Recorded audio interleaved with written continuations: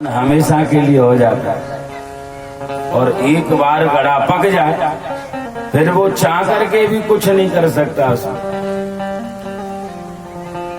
माँ का दर्जा बहुत बड़ा है। माँ चाहे अपने पुत्र को सूर बना दे, माँ चाहे अपने पुत्र को वीर बना दे, माँ चाहे अपने पुत्र को दाता बना दे, माँ चाहे अपने पुत्र को भक्त बना दे, माँ चाहे तो अपने पुत्र को चोर बना दे।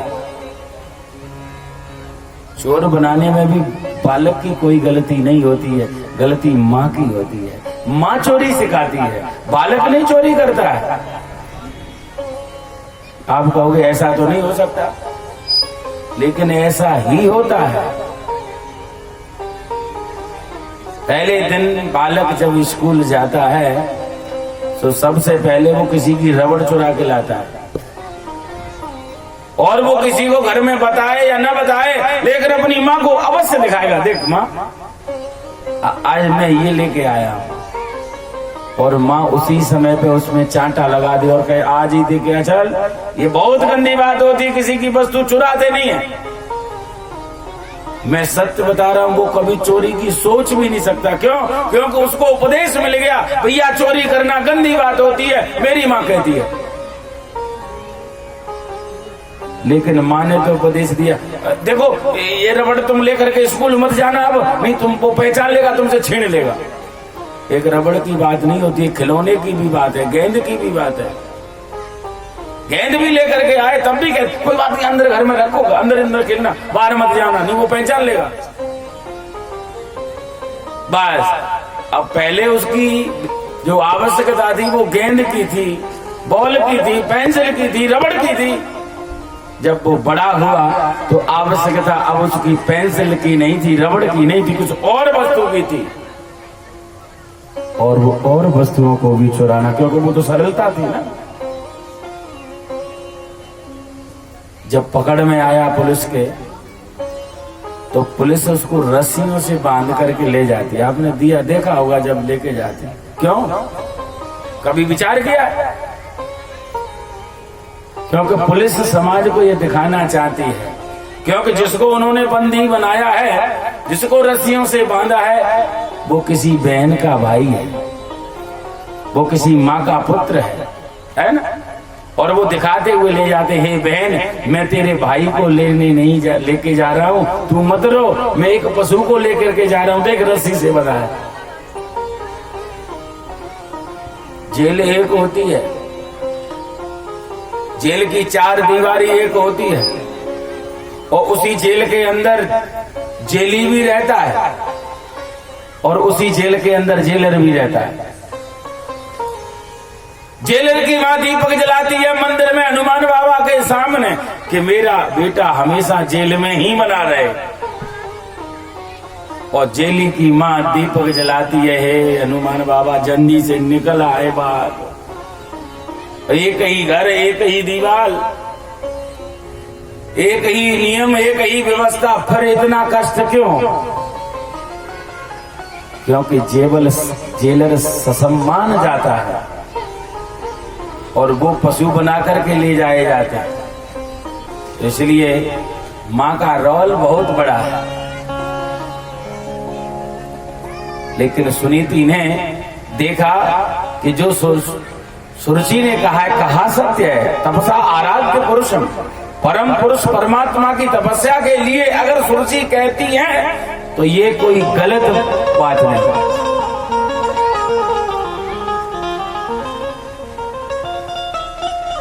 हालांकि उनकी तो वो सौतन थी, उनकी बात का तिरस्कार किया जा सकता था। अवस्था को देखते हुए पुत्र मोह में आकर के सुनीति कह सकती थी नहीं तुझे खुद तपस्या करने की जरूरत नहीं है। सही बात करती कि मैं आदि का तो हिस्सेदार है, लेकिन नहीं, ये समझना है सही बात। अगर अपने हमारे बालक को अच्छी शिक्षा, और हमारा पड़ोसी जिससे हमारी कभी बोलचाल भी नहीं है, अगर वो भी दे रहा हो, वो भी गलत बात के लिए डांट रहा हो तो आपको डांट के लिए लड़ने के लिए नहीं पहुंचना चाहिए कि हमारी तेरी लड़ाई है, तूने क्यों डांटा। अपने बालक से ही कहना चाहिए, उसने सत्य कहा बेटा, गलती कभी करनी ही नहीं चाहिए, तब तो बात बने। देखो राम जी का अभिषेक होने वाला था और अभिषेक के समय कैकेयी ने वनगमन मांग लिया 14 वर्ष के लिए। राम जी को 14 वर्ष के लिए वनवास जाना पड़ा। उसी दिन की बात, जब राम जी कौशल्या जी के पास में आज्ञा लेने के लिए गए कि मां मैं वन में जा रहा हूं, तो वहां कौशल्या जी ने एक बात कही, राम ये क्या देखती हूं मैं, ये क्या सुन रही हूं। राम जी ने कहा मां जो तुम सुन रही हो वही सत्य है। आज मुझे वन में जाना है 14 वर्ष के लिए, मेरे पिताजी ने यही मुझे वरदान दिया, यही आज्ञा की है। मेरे पिता की आज्ञा है कि मैं 14 वर्ष के लिए वन में जाऊं। कौशल्या जी ने कहा कौन कहता, तुम्हारे पिताजी का क्या अधिकार है तुम पे जो तुम्हें 14 वर्ष के लिए वन में भेज दे। मैं तुम्हें आदेश देती हूं, मैं तुम्हारी मां हूं। क्यों? पुत्र पर पिता से मां का 10 गुना ज्यादा, 10 गुना ज्यादा अधिकार होता है मां का। और वहां कौशल्या जी ने कहा कि जो केवल पितवाय सुताता तो जन जाओ जान बड़ी माता, तो जन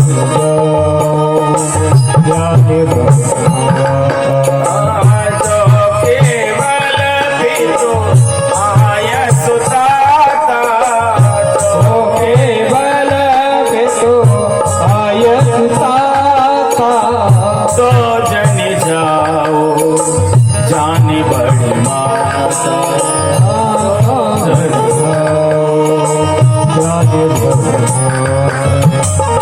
जो केवल तुम्हें पिताजी का आदेश हुआ है तो बड़ी माता बड़ी होती है और तुम्हें वन में जाने की कोई आवश्यकता नहीं है। उसी समय राम जी ने कहा मां कैकेयी मैया की भी यही इच्छा है कि मैं 14 वर्ष के लिए वनवास में जाऊं। फिर कौशल्या ने ये नहीं कहा वो तो तेरी सौतेली मां है, उसकी बात मत मान।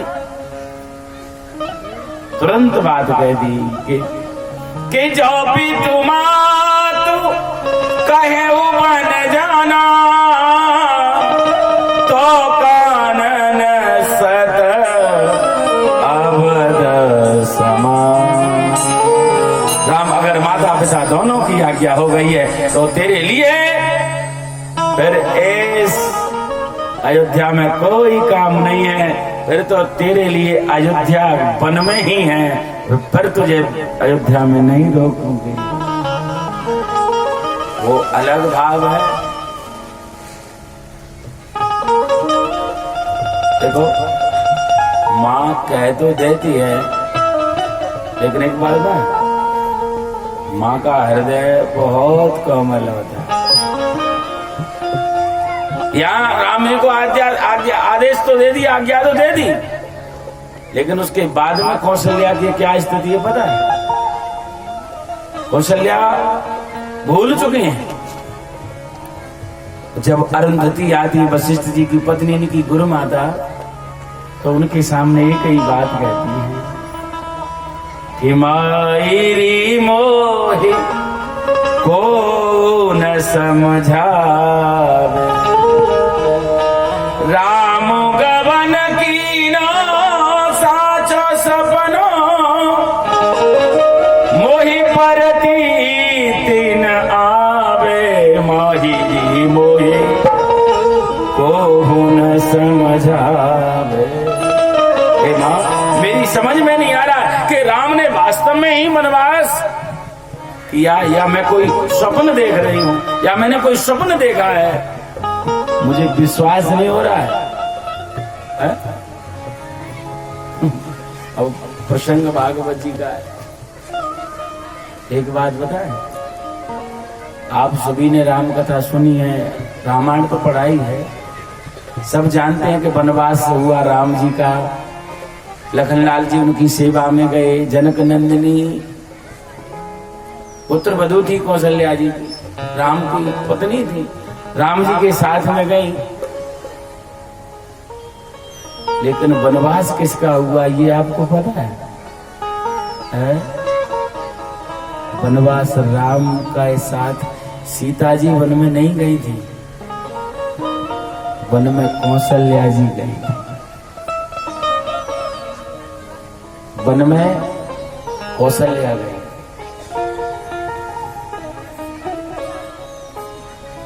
आप क्या समझ रहे हो है?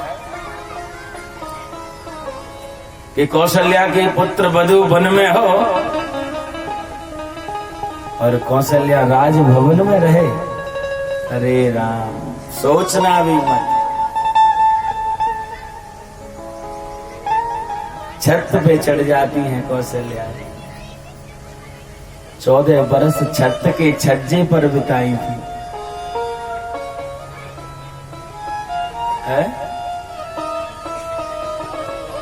अवध के छज्जे पर देखती रहती है जिस दिशा में राम गए हैं, कब मेरी पुत्र वधू जनक नंदनी लौट करके आएगी। किसा तो चिंतयते नित्यम समाप्त व्रतमागतम तथा द्रक्ष्यामि सीतां च लक्ष्मणं च राघवम्। कब व्रत की समाप्ति हो, कब ये 14 साल निकल जाए, कब खत्म हो जाए और इसी दिशा से मेरी पुत्र वधू जनक नंदिनी जानकी का आगमन हो। है? राम कथा एक ऐसी कथा है जो हृदय में स्पर्श करती है। ऐसी सेवा कहीं देखने को नहीं मिलेगी, ऐसा भाव है उसका। रामायण का प्रत्येक पात्र इतना आदर्श है, इतना आदर्श है कि जिसकी कल्पना नहीं कर सकते। इसलिए कहते हैं रामायण हमें जीना सिखाती है। क्या सिखाती है? जीवन कैसे जीना चाहिए, तो रामायण को पढ़ो। रामायण में भाई के प्रति भाई का क्या प्रेम है, रामायण पढ़ो, देखो है? एक भाई राम राम जपता है, एक भाई भरत भरत जपता है। एक भाई चाह करके हारना चाहता है और एक भाई दूसरे के लिए सब कुछ त्याग देता है ना। एक छोटा सा मैं प्रसंग आपको सुना देता हूं सेवा का, बहुत ही मार्मिक बात है। वो स्वामी तुलसीदास जी अपनी कवितावली में लिखते हैं कि पुरसे निकसी रघुवीर वधू धरती धीर दये मग में डगद्वे जल की जलवाल कनी जल की पुट सूख गए अधराधर वे फिर बूझती है चलनो अब कैतिक परण कुटी कर हैं कित है तिय की लखिया तुरता पिय की अखियां जल चारो जली जल छे। अवध से पहला दिन पुरसे निकसी रघुवीर बधु। कौन? रघुवीर बधु। कोई साधारण बात नहीं है। एक राजा की बेटी जनक राज की पुत्री और एक महान वंश की वधु, रघुवीर कुल, रघुकुल भूषण राम जी के कुल की वधु, पुरसे निकसी, और ज्यादा नहीं चली, मग में केवल 2 पग चल पाई, थोड़ा सा, तब तक हालत खराब, प्यास से पीड़ित, अधरोष्ट सूख गए हैं? जल की जलबाल कनी, जल की पसीने की बूंदें आ गईं, पूरे शरीर में अश्रुपात, पसीना आ रहा। राम जी से पूछा, और प्रभु और कितना चलना पड़ेगा अभी? राम जी ने कहा, देवी जी अभी तो 14 बरस चलना है, अभी तो पहला ही दिन है, अभी तो शुरुआत हो रही है। कोई बात नहीं, अगर आपको थकान हो रही हो तो अभी अयोध्या पास में आप लौट सकते हैं, लेकिन नहीं प्रभु, लौटने की कोई, मैं थकी थोड़ी हूँ। वो तो मैं इसलिए पूछ रही थी, आप कह रहे थे ना पर्णकुटी में रहना पड़ेगा, तो पर्णकुटी करे हैं कि कहाँ बनेगी वो पर्णकुटी? राम जी जान गए ये थक तो गई हैं, लेकिन मान नहीं रही हैं कि हमें थकान हो गई है। उसी समय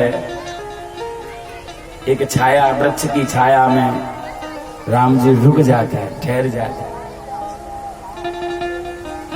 लखन लाल जी जल लेने के लिए चले जाते हैं। अब लखन की बारी है। यहाँ जनक नंदिनी राम जी के पैर दबा नहीं, थक स्वयं रही हैं, लेकिन चरण राम जी के दबा रहे हैं। ये सेवा है। थकान स्वयं को है, लेकिन चरण राम जी को दबा रही है, क्योंकि जानती है राम जी के चरण दबाएंगे तब तक हम बैठे रहेंगे। और उधर लखनलाल जी पहुंच गए जल लेने के लिए कमंडल जल नदी में। लखनलाल जी जानते हैं अगर जल कमंडल लेकर के हम राम जी के पास में पहुंच जाएंगे तो राम जी बैठेंगे नहीं, आगे चल देंगे। और अगर आगे चल देंगे तो चरण नहीं दब पाएंगे। लखनलाल जी नदी में सेवा करना शुरू कर देते। कैसे पता है? नदी में से कमंडल जल भर लेते हैं और फिर उस जल को नदी में गिरा देते, फिर गिरा देते। एक बहुत दूर से एक संत जी देख रहे थे। उन्होंने कहा, इस ब्रह्मचारी को क्या हो गया? इस ब्रह्मचारी को क्या हुआ? ये बार बार जल भर लेता है, नदी में गिरा देता है, भर लेता है, बार बार गिरा देता है, क्या बात है? कभी खड़े हो जाते हैं और खड़े होकर के देखते हैं तो देखते हैं कि अभी पीपल की छाया में सेवा चल रही है, फिर कमंडल के पानी को नदी में गिरा देते हैं। जानबूझ के विलंब लगा रहे हैं, क्योंकि लखनलाल जानते हैं कि जितना मैं विलंब यहां कर लूंगा उतनी देर वहां चरण सेवा होगी। संत से नहीं रहा गया, वो आ गए। ए ब्रह्मचारी, तेरे को क्या हो गया? अरे क्या हो गया तेरे को? लखनलाल ने कहा, बाबा हुआ कुछ नहीं है, केवल राम सेवा चल रही। महात्मा ने कहा, तेरी राम सेवा बड़ी विचित्र है। ये राम सेवा तेरी कौन सी है? ये राम सेवा का क्या भाव है? राम सेवा में इसका क्या औचित्य? तो उसने कहा, बाबा तुम नहीं समझोगे। अगर मैं जल कमंडल लेकर के पहुंच गया तो राम जी एक क्षण भी विश्राम नहीं करेंगे, आगे की यात्रा प्रारंभ कर देंगे। और मैं नहीं चाहता कि उनकी पैरों की थकावट रहे और वो चले। तो ये सेवा है। कहने का भाव यही है। सुनीति ने सुरुचि की बात का तिरस्कार नहीं किया, सम्मान किया और कहा, बेटा वास्तव में मैं दुर्भागिनी हूं, क्योंकि मेरा पुत्र तू है और तू मुझे सौभाग्यशाली बना सकता है। कुल पवित्रम जननी कृतार्था वसुंधरा पुण्यवती चतेना। जिसका पुत्र भक्त बन जाता है वो माँ पवित्र हो जाती है, उसकी कोख पवित्र मानी जाती है। अगर वो तेरी माँ सुरुचि ने आराधना के लिए कहा है, तपस्या के लिए कहा है, प्रभु की शरण के लिए कहा है, तो इसमें कोई गलती की बात नहीं की। ध्रुव जी ने कहा तो क्या मुझे तपस्या के लिए मां जाना चाहिए? सुनीति ने कहा अवश्य। 5 वर्ष की अवस्था। ध्रुव जी जंगल की तरफ चले, सीधे वृंदावन आए। वृंदावन और मथुरा के बीच में ध्रुव टीला है, जिसको मधुवन के नाम से जानते हैं, यमुना जी का किनारा। ध्रुव जी ने स्थान देखा, स्थान दिव्य है। जैसे ही जा रहे हैं, सामने से नारद जी का आगमन हुआ। नारद जी ने देखा ये 5 वर्ष का बालक इस जंगल में क्या कर रहा है। जैसे ही नारद जी ध्रुव जी के पास में पहुंचते हैं, महाराज दंडवत प्रणाम किया ध्रुव जी ने, क्योंकि मां ने संस्कार दिए हैं बेटा, संत को प्रणाम करना, ब्राह्मण को प्रणाम करना, अपने बड़ों को प्रणाम करना है, मां की सीख है। जैसे ही संत को देखा, नारद जी को देखा, चरण में पड़ गए। नारद जी ने कहा ये तो कोई बहुत ही अच्छे कुल का व्यक्ति है, जो संत को देख करके ही प्रणाम करे। प्रणाम करना ही सबसे बड़ी बात होती है, और आज के युग में तो ये बहुत ज्यादा बड़ी बात हो गई है। अब तो प्रणाम नहीं करना चाहता, और करे भी तो घुटने से नीचे, तो वो भी बड़ी कृपा हो जाए तो केवल घुटने। मानो प्रणाम करने पर भी एक एहसान हम कर रहे हैं आपको। वैसे एक बात बताएं, प्रणाम जो करे उसकी श्रेष्ठता मानी जाती है। प्रणाम जिसको करे वो श्रेष्ठ नहीं है, बात पक्की है। प्रणाम करने वाला श्रेष्ठ है, क्योंकि उसके संस्कार उसे मजबूर करते हैं। वो न चाहे तब भी वो प्रणाम करे, क्यों? क्योंकि उसके हृदय में संस्कार बैठे, पहचान हो जाती है, हाँ ये संस्कारी व्यक्ति है। आपकी शिक्षा क्या है किसी को नहीं पता, लेकिन आपका शिष्टाचार कैसा है, आपके संस्कार क्या हैं, ये सब जान जाते हैं, है ना। और शिक्षा से संस्कार न आए तो उस शिक्षा के लिए भी